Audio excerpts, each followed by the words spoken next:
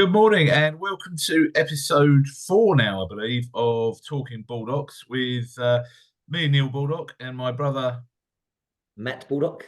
Yeah, you're Yeah, learning to introduce yourself now. I'm going to leave you hanging there to get your own name in there. pretty Um, good at that.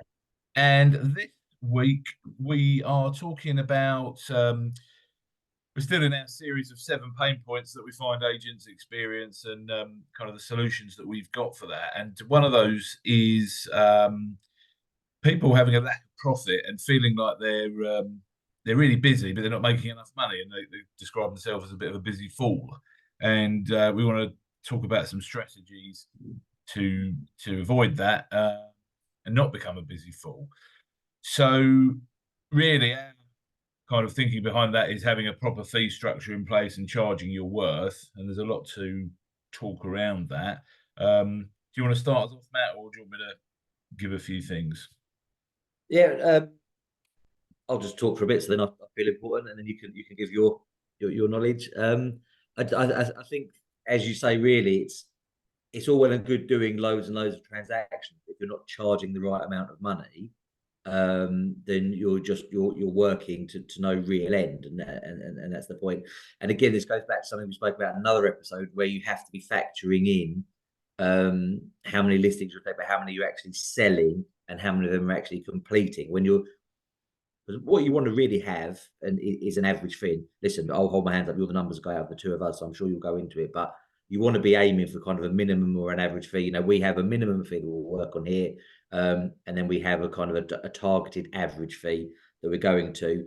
We talk a lot about percentages, and I think agents wear percentages sometimes a bit of a badge of honor, but ultimately it's the pound notes that count, right? Because you don't bank percentages, you bank pound notes. So Absolutely. not we're not necessarily here to preach, oh, you have to be charging 2%.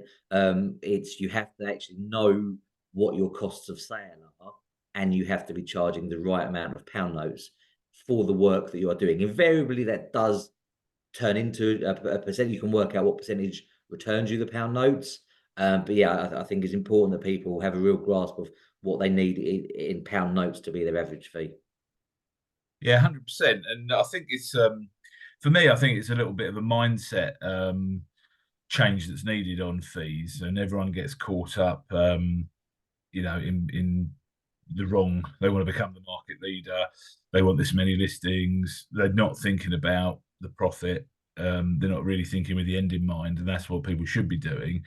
We can talk about that, but let's just break down a few things what you've said because they're really important and really good points. So, minimum fees is a really important thing to have in the business because if you take our area for example, we had a lot of 2 bedroom flats in sort of a really popular area that we deal with around the 180 thousand pound mark, and we just got fed up, didn't we? After 6 months to 8 months of dealing with leasehold problems and everything else, earning 1,800 quid if it was a 1% fee.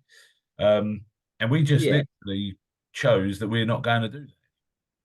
yeah, and listen, it's a double-edged sword a bit, right? Because in an ideal world, I mean, flats are on the whole a pain in the ass, right? So you want to really charge more to sell a leasehold property than you do to sell a freehold property. But again, by and large, leasehold properties tend to be cheaper. So you could kind of say, well, look, we're going to price ourselves out of that market. The flip side is, depending if you've got a lettings business, which obviously we do have, selling the flats can then feed your buy-to-let investors, which then in turn feeds your rental business. So it is that double sword, So you don't necessarily want to discount yourself out of that market completely, but as you rightly say, Neil, you don't want to do 8 months of work with dealing with kind of the management packs, the management companies, etc., and end up with looking at your bank statement and thinking, Christ, I've done all that work for that amount of money. So I think it's important to really set a minimum standard, not just, and again, depending on who's listening, if it's just you working, you want that. But if you've got to feed a team at the end of the day, if you've got to split that commission in, you want the team hungry, right? You don't want the team working and only earning a tenner at the end of the day, because again, they're going to lose design. They're not going to then sell the flats. And if you want to be selling the flats to feed your lettings business, they have to be incentivized, and people have to pay the proper fees. Yeah, that's right. And to be honest, since we kind of switched it, I do think I do make you right on. I think you've got to take a commercial view on every listing, and if I think you should have each listing ticking a few different boxes for you, and if it's ticking the box that you might have to reduce your fee a bit, but you're definitely going to sell that to a buy-to-let investor, and you're definitely going to get the management on it, or you're likely to, etc. Then fair enough. But yeah, I think you just need to set a general standard of what you are or what your business is willing to earn and what you as an individual are willing to earn. And the other point you made sort of ties in with that about the percentage to pound notes. Yeah, we're all obsessed with percentages. And I was having this chat with, because this goes both ways, just sales and lettings. This isn't only a sales conversation. Letting agents are obsessed with percentages as well. We must charge 10% or we must charge, I'm only charging 6% or whatever the case may be. And sometimes if you actually look at the pound note value again, then you can make a decision as to whether that's worth it in a management fee for you. So I think it's having an all-round commercial view of each deal, what it's going to bring to you, not in just the fee, but in future business. Can you build a chain out of it, etc. But it's just having that sort of willingness to change your mindset on it. And I think that ties in with another point I wanted to make about, you decide what you're worth at the end of the day. My view is, why should the 30 competitors down the road decide what I get paid and what our team get paid and what you get paid? Why do we do that as an industry? People just you wouldn't have any other job where someone says to you, "Oh, well, you're on X amount an hour, but today I decided I fancy paying you Y amount an hour, which is less." And you go, "Yeah, no problem." That just doesn't happen in any other industry. So it's just you believing in yourself really and deciding what you're worth. Yeah, no, you're right. I mean, I was on evaluation yesterday, so we work on an upfront. We take a commitment fee, and then we obviously we're kind of at the higher end of the mid market agents in terms of our percentage, if you like. Interestingly, since we introduced the commitment fee, we have less pushback on that than actual fees themselves. So if anybody isn't charging anything upfront, that's 100% of mine. And I know this thing, it's all a mindset, but that is, I just said we have to do it, and we do it, and we get less pushback on that than the actual fee. So that's just an aside point. But chap was saying to me, I mean, I think the house was about 450,000. I was at 1.4%, and the guy was like, "Oh, I only ever pay 1%." But the thing is, I'd had a really good conversation with him, so I knew he lived. This was a second property. He lived in a very big house, and he'd lived in a few big houses. And he said, "Oh, I'm used to paying 1%." And I said, "Yeah, that's on a £1.5 million house." And he went, "Well, actually, the last one was 2.5 million." So I said, "Fine, no problems. You can pay me 20 grand to sell this." Yeah, And he was like, "Well, obviously I don't want to do that." So it's just so what I then said to him was, so number one, it's knowing your client, but then I said to him, "Okay, well, look, I'm not just going to drop my fee here and now, because number one, I think if I just drop my fee straight away, I'll try and stripe you up in the first place. But actually, this is my team's wages. So what I'm going to go do is I'm going to go back to my team and I'm going to say to them, what are we willing to work on this property for?" And that's quite a strong message, because then the customer knows that the team's going to be buying in, and you're kind of laying a little bit of a landmine for the next agent, because you're kind of saying, "Listen, if Johnny Cheap comes in, are his team going to be incentivized to try and sell this because there's no money in it for them?" So, but also I think it then shows, because we talk a lot about our team culture and being one here. So then they're seeing that on social media, but then that translates into the living room as well. They know the kind of customer they're dealing with. But if you are going to get into negotiations, don't necessarily think, "Christ, I have to agree a deal now in the living room." Take your time, go back and say, "Look, I'm going to discuss with the team because I want to make sure they're on board and want to give you 100% to sell your property." And in the same happens with pricing. And I know we're not talking about value today, but my other thing was, he said, we discussed a couple of prices, and I always have this is my maximum price. He said, "Okay, so if I come back to you and I want to try this price," I said, "Well, I'll just wish you all the best." So it's your business, it's your time, and you can set your stall out, and you're not here to jump up and down to everyone's tune. It's got to be almost a peer-to-peer relationship, not a lord and it's kind of a lord and peasant relationship. Yeah, definitely. I think sometimes it's in the way you explain it to clients as well, because I've had conversations with people going back to the sort of the two-bed flat, 180 grand. It's not worth it for 1,800 quid or 2 grand to us. And we set our minimum fee. And, you probably end up, if you worked it out as a percentage, we probably end up being 2% or something for those. But, I just say to clients, yeah, we'd love to sell that for you. We're quite happy to help. But we are expensive for that. And here's the reason why. Um, and most people, when you actually, and I find that when you're trying to deliver value in anything, if you've explained it correctly, there are always going to be some people that don't see the value. But if you understand how to convey that value to your clients, generally, if you explain things to people in a way that makes sense, 90% of people go, yeah, that makes sense.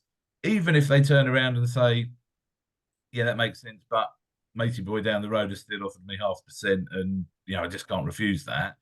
Well, then you make the decision. Well, they're not the right client to work with anyway. But I find it very rare that people, if you explain things in the right way to them, sort of fail to understand it. If that makes Yeah, sense. no, no, that does. And again, so and it goes back to choice of language. So as you know, I'm very keen on the language that we use here in the business. So when I'm talking to people, I won't use the word fees or costs. So, and even in my written presentation, it's always your investment in our service in getting you the best price or the best result, whichever is important to the client, or getting you moved, to number 12 Acacia Avenue, by Christmas. My investment in that, your investment in that service is X, Y, and Z. And that's the thing, because agents are investments at the end of the day. We're investments twofold in getting the best price, but also in saving the customer's time and agony, to be fair. But value is is this a time when I can talk about value? Because that's something that's banded around a lot, talk about explaining value, and I've kind of got some views on that. Is that this conversation for Absolutely, that? absolutely. There's no boundaries here as well. Keep it within Fine. the realms of cleanliness, but there's no boundaries other than that. Good. Well, here I go. So that's the start of the Fresh Prince of Bel-Air rap. Anyway, value is this thing that's always banded around, and it's lazy estate agents' trainings, because it's always that if you didn't get the highest fee, you didn't show your value, and that's a bog standard out of the box training session, and it has some relevance because yes, you do have to demonstrate your value. So when but there are also people that are never going to see your value. So a very easy one that is we never go up against Purple Bricks on valuations because their clients don't see value in state agency. We, with our marketing, show that we hold ourselves to a certain standard, and the Purple Bricks clients obviously think there's no point in phoning Charles David Casson because they're going to be more money than I want to pay.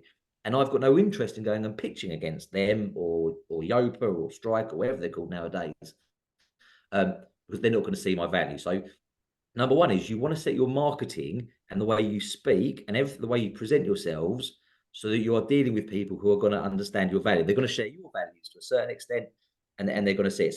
So when I go out, I say I want 1.4, and I'm against agents that are going kind of 1.25, something like that. So don't get me wrong, people still do negotiate, try and negotiate, but not to the realms of point. I don't ever deal with a 0.5 agent, a 0.75 agent, something like that. So first thing is, yes, you have to show value, but secondly, you have to understand not everyone will see it, and the trick is to speak to as few of those people as possible. The next point is value cannot, well, you can't, everyone says, oh, show your value on the appraisal or the valuation. You're a little bit too late by then. Yeah, Your marketing, your pre-value, you have to have that strategy to get there. So something that's always used is, restaurants. So, you can go to Weatherspoons and pay £10 for a steak, or you can go to a very nice high end and pay £300 for a steak. And so you get these people saying, so buyers do understand value. Some buyers buy an Armani jumper, and some buyers only buy Primark. Well, it's not really that cut and dry, because the thing is, again, if you go and have a very bad meal, I guarantee everybody who has a bad meal still wants to eat dinner the next day. Okay. So you only know about if you've had a bad service once you've had the service. If it's dinner or clothing, you're always going to have another meal. You're always going to need to wear another item of clothing. The housing market's different. People are transacting probably now every 10 years. There'll be a stat. It used to be 7. I think it's gone beyond that. So once they've had their you can say, well, they're going to get a bad service, then they'll know I was better. well, that's great, but they're not actually, you're not going to get that second bite all the time. Because let's be honest, a bad agent can sell a house. It's all, we take about 20% of our listings off agents that can't sell houses, but poor agents do still sell houses sometimes, right? Even a broken clock's right twice a day. Yeah, So the reason I actually believe you go to the £200 restaurant or you go and buy the designer clothing is because you've seen marketing from them that suggests they are worth that amount of money. So you've bought into either a lifestyle or you've been looking at the restaurant's Instagram, you've heard recommendations, and you go, God, that is going to be more than I'm used to paying for something, but I really want that experience of going there.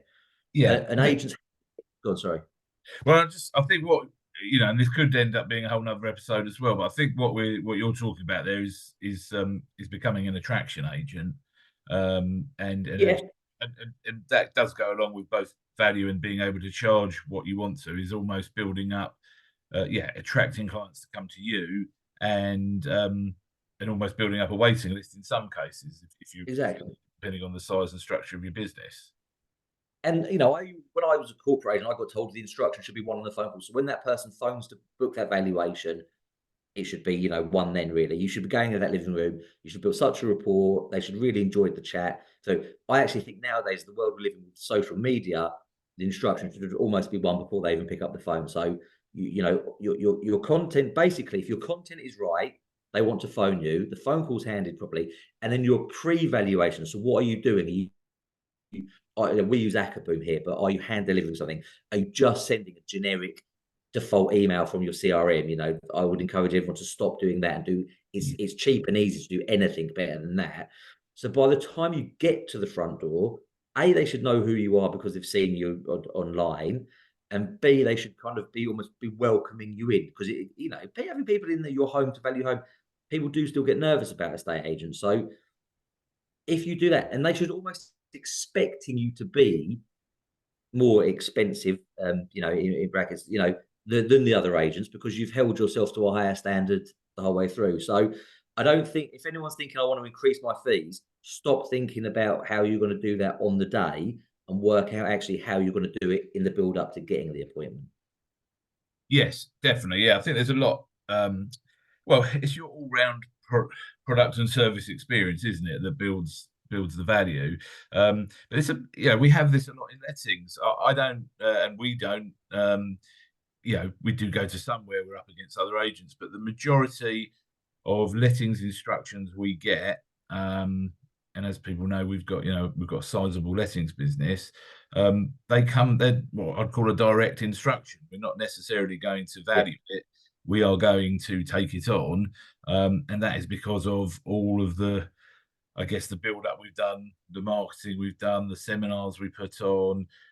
We've spent a lot of time building, and it's the same with some of our sales instructions, actually, aren't they? People come directly to you or to me and to the team because they want to use us. But that's because we've done 13 years now of building this business and building that value there. But it's just you've got to have that all round experience, but you've also, and again, going on to a slightly different issue there, but then you've also got to deliver on that service. If you build that yeah, proposition, you've got to deliver that. You then got to deliver the service to make sure the client gets the experience they're expecting. They're happy to pay the value you conveyed to them, and then they're happy to recommend you to the next person. yeah. And the lettings resales one is such an interesting thing for me, as because I grew up a sales agent and really only became in lettings once I owned this company. Because traditionally sales agents think that they're mustard and the lettings agents always look down upon, right? But whenever you speak, if you took a broad cross section of agents, lettings agents have no problems charging their fees and putting their fees up even. And sales agents, I would suggest actually as a company, we've found it so much easier to put our lettings fees up than we have our sales fees, right? And it's been a big challenge because as letting agents, I think you're almost like a solicitor with the amount of legislation that you have to deal with. You're showing, what we have to do. So I know we're not regulated as such, but you're saying, well, look, I have to comply with all these regulations. I have to give you almost legal advice to keep you safe. That costs. And because people are used to paying solicitors fees, they get that. So with estate agent, what I estate think agents do is put a value on time. So estate agents need to come away from this. We put you on Rightmove, we put you on Zoopla, and actually saying, if you've been an agent, so I've been an agent for like 20 odd years, I can show and I can explain stories about things that I've done, and I can talk about nuances in the market, different parts of the conveyancing process, and really demonstrate yourself as an expert. And I think that's the point. Lettings agents seem easier to show themselves as experts and charge the fees, and a sales agent, sorry, struggle to do that. Yeah, but I think that, and I hope I don't upset people by saying that, but I think that is a mindset thing because when you look at the type of, well, there's two things. One is the type of client we're dealing with as letting agents. Often it's a more commercial relationship you have anyway. You're dealing with a lot of people who understand commercial, they're business people, a lot of landlords, not all landlords, of course, but you're dealing with a lot of business owners who own property and things like that. So it's a lot easier to have a commercial type conversation. The bit I'm worried about upsetting people, but I'm going to say it anyway, is I think there's a lot of estate agents who have only been estate agents. You don't find a lot of letting agents have come from other industries. They've seen what happens in other industries. They've owned other businesses. They then go into lettings. Estate agents tend to have started as a negotiator, progressed up, become a valuer, then gone on to own their own business and things like that. So they actually haven't seen much outside. And in this estate agency industry, everybody's been drummed into these percentages for so long, and you must hit this. There's just certain market shares, this level of percentage, blah blah blah blah blah, and so it's quite hard for them to get out of that mindset. But for me, it's never been that hard because we get a lot of agents say, "Well, when can I change my fees?" When now, right now, because only the customers you've dealt with previously know what you used to charge. From literally this second forward, you can decide, no, I'm not willing to work for that anymore. The next customer I go and see, and going forward, I'm now worth this amount. So you can change it immediately. And yes, I agree, you've got to do all the things and then build up, build the proposition. But you can make that decision right this second that I feel like I'm worth more. And so I'm going to change that. But yeah, and a real simple and easy way to do that is, and I did this. I did a speak. I did a talk to a group of agents in London probably last year for about raising fees, and very simply. So Neil, if I said to you, I'm going to write you, I'm going to give you £1 million. I'm going to give you £1 million right now. I'd Would say you be happy? thank you. Exactly. If I said, but you're not going to wake up tomorrow, would you still want that £1 million? No, of course not. Right. So very simply, we've established time is valuable, right? We talk about money. The most valuable thing in the world is time because it is literally the only thing you can't. You have a bad month financially, you can make more money. But you lose time, you can't get that back. And that's what agents need to realize. Your time is the most valuable thing you have. And sometimes the public, they know, they'll go and buy something off a shelf. If they can touch it, they see it. But people struggle to put a value on time. But once you understand you're not getting those 6 months you dealt with that person back. You're not getting that time back. You're giving your time away to people and you're emotionally invested. Because let's be honest, selling properties is an emotional time. You're going to deal with Yeah, rants, with tears. Yes, there's a lot of happiness, but you're going to give some of yourself to that. And a lot of agents do get emotionally involved in it. And that's your time you're not going to get back. So once you realize that, you have to realize it's all a sacrifice. So I'm willing to give my time, but in return, I want that financial reward. And that's the trade-off you have to make.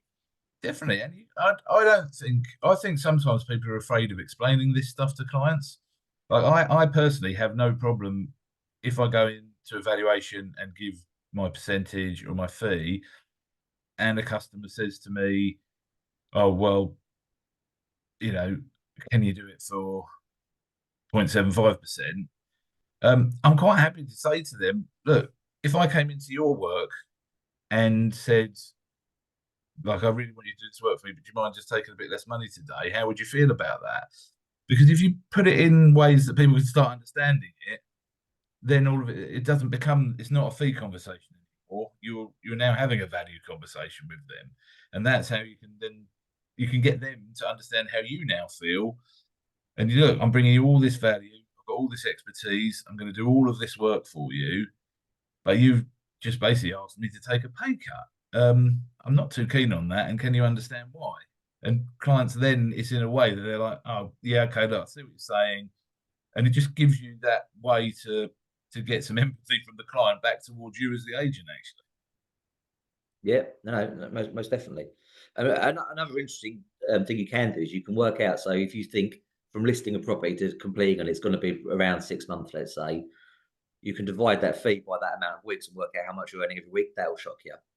Yeah. So and trust me, that'll bump you up. But it is, I know, I kind of almost want to go back to the beginning because I should have said this at the start. Mm, What you said about agents have got this ego thing about it's that right move pie chart, right?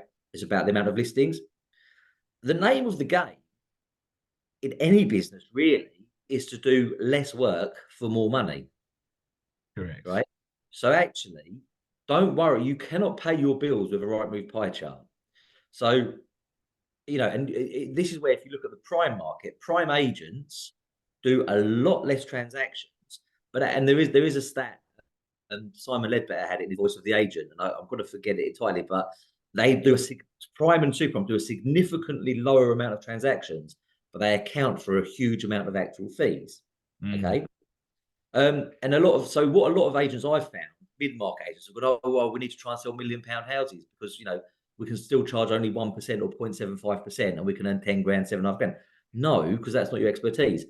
Put your fee up, you can take less mid-market houses on, but at higher fees. For argument's sake, if you charge 1.5% to sell a house, you can earn the same amount of money as selling two houses at 0.75%. So you can literally do half the amount of work for the same amount of money.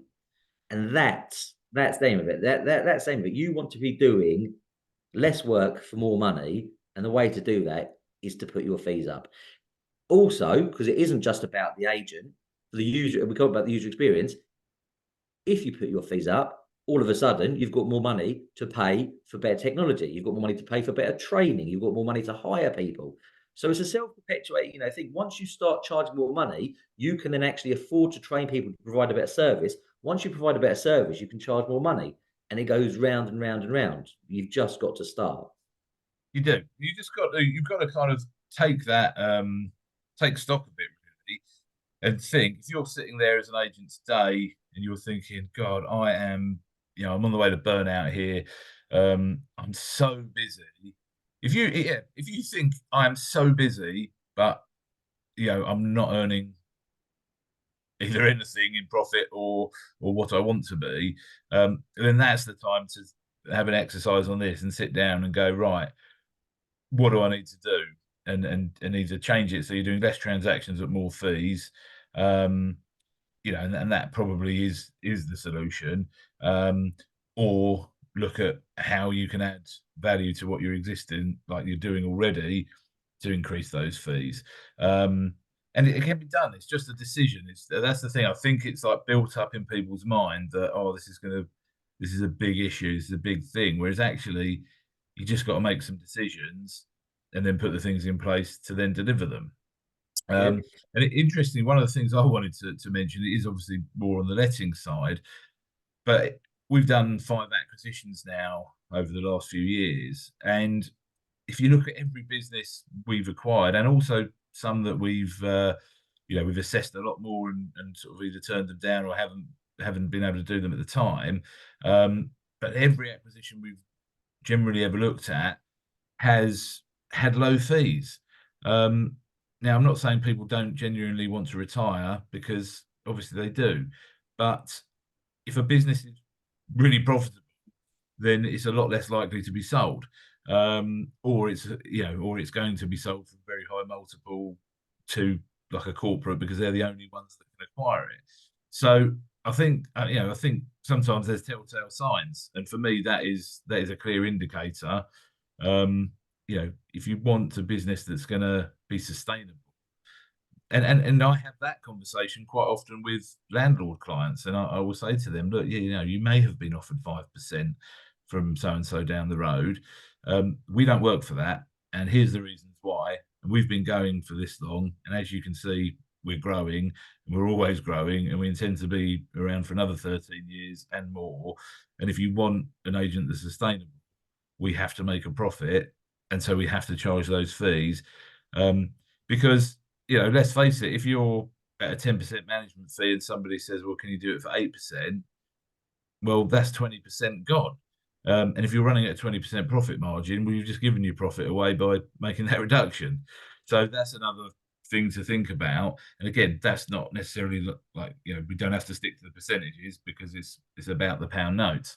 But that's another sort of way for an agent to kind of look at their value. So they're normally charging 1% and then they drop to 0.8. They've just given 20% away. Yeah. It's a big chunk, but we often just go, oh yeah, I'll do it for that because so and so is going to do it for that. Why are we matching prices that just because someone else is? It just doesn't make sense. No, I agree. And I think the other thing, just aside from the fees, is value adds, right? And you can do that on sales and links. So, it's, yeah, you've got this, but can you add on any services? So in lettings, rent and legal protection, can you sell that? Can you make a markup from that? Can you offer some form of concierge? So, you can have different services. If you can't get them on full management, if you don't just want to let only, can you do rent collect? What can you do just to eke that bit more? And sales, and this will be unpopular because again, there's this thing out there at the minute in the sales market where everyone's demonizing referral fees. It's not. We live in this world where it has to be this or that, but you can't. We should live in a world of and. So it's not referral fee or good service from a conveyancer. There are plenty that will give you a referral fee and a good service. Same with mortgage brokers. So, you can actually add on quite a bit of money, to a deal. If you've got someone using a conveyancer, buying and selling, and you've got them doing a mortgage, there, and it doesn't have to be a dirty word because ultimately they're going to use a conveyancer, they're going to use a mortgage broker. And so, why again, you put the time into investigating, building relationships with the right ones, and if you can also earn out of that, then again, that's something that can then just bump up your fee to a certain extent. So then, you can work out, well, yeah, I'm going to sell a flat that's a low fee, but they're going to use my conveyancer, the buyer's using the mortgage broker, and all of a sudden it can add up. So there's always value adds to look at as well. 100%. I mean, we're big fans of multiple streams of income, and I think that's important for any agent. If they've got an existing business and they're struggling with it, there's probably more that they can get out of their existing business. In fact, I'd be 100% shocked if we didn't look at a business and find something that could be added to get more out of their actual existing business. So yeah, people should look at that. And I think it goes back to you've got to treat it as a business. I think a lot of us come into it because we were employed estate agents, and then we go, people that are going self-employed, well, they consider themselves self-employed, so they've still got a job. It's just they earn more money now. But the reality is it is a business, and it must be treated like that.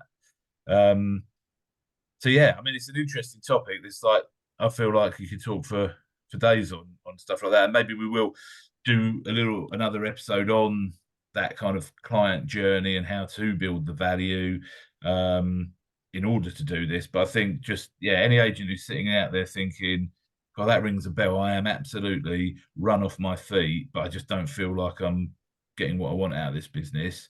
Hopefully, hopefully we're giving a few tips away that they can sort of start thinking about.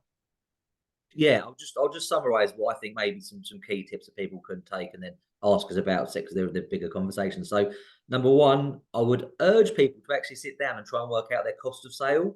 So Yeah, actually look at how many properties you've been selling or been letting, what you brought in, and then obviously what your and all costs. So your portal costs, your elect if you've got a building, your rent, your electric, because people forget you've got to pay for the computers, obviously your wages, and work out actually divide that by the amount of deals you're doing, and work out what's actually costing you, because that will give you an idea of really what your minimum fee needs to be. Another thing is, set a minimum fee. Also, look at fees in pound notes. That was the other tip we spoke about. Sometimes when you're negotiating and people are negotiating, switch it from a percentage to a fee, so a fixed fee. Say, listen, this is my fixed fee. I'm willing to work for that. And also, just if you are going to stick to percentages, stop negotiating in quarter of percentages. For some reason, it always has to be like 1, 1.25, 1.5. It doesn't have to be that. And so I prefer to flip it onto a pound notes. I like to know what we're earning in pound notes. Um, so um, cards on the table. The chap that was, I'm not going to give him 1% for yesterday, but I'm going to offer him a bit of a deal because he's got a chain-free property. And again, for me, a chain-free property is really important. But I'm just going to flip it to a pound notes that we're happy to work for. So yeah, work out your cost of sale, set yourself a minimum fee, look at your fees in pound notes, and stop negotiating in quarter percents. That's what I would say. 100%. And just believe in yourself. That's the bit I think estate agents need to start doing, is believing in themselves. If they know they can deliver great value, great service, then believe in yourself, and don't let other people dictate what you're worth. So And sorry, I cocked up. I didn't say the F words because I know I'm not going to say that. The other one was sorry. My biggest tip of all: look at your pre-valuation setup, because that is the really important part to get you in to not to get you into the front room, but to actually charge the fee when you're in the front room. yeah, great stuff. Well, I think we'll wrap it up there for today. If anybody, we haven't said our please like and subscribe to the YouTube channel. And then you'll get notified each time we release one of these videos and podcasts. And yeah, that's a wrap on episode 4 of Talking Baldocks. Thanks very much. See you next time.